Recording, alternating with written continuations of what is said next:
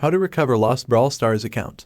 First things first, grab your device and open up either Safari or Google browser. In the search bar, type in Brawl Stars support and hit enter. Look for the official Brawl Stars support link. It should say something like how to contact us. On the new page, you'll see 3 horizontal lines at the top right corner. Click on those lines to open a menu, then select account. Now, you'll see a list of account-related options. Click on Recover Your Account.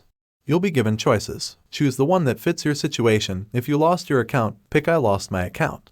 Depending on your selection, you'll be guided through a series of steps to verify your identity and recover your account. Just follow the instructions carefully. Once you've completed the steps and your account is verified, you'll be back in the world of Brawl Stars in no time.